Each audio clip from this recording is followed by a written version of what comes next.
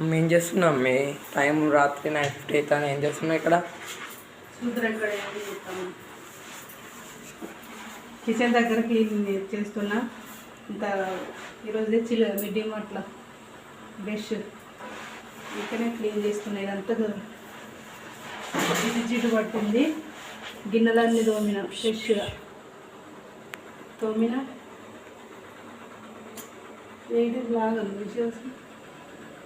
గిన్నెలు తోమిన, నీళ్ళు కాబెడుతున్నా తాగడానికి.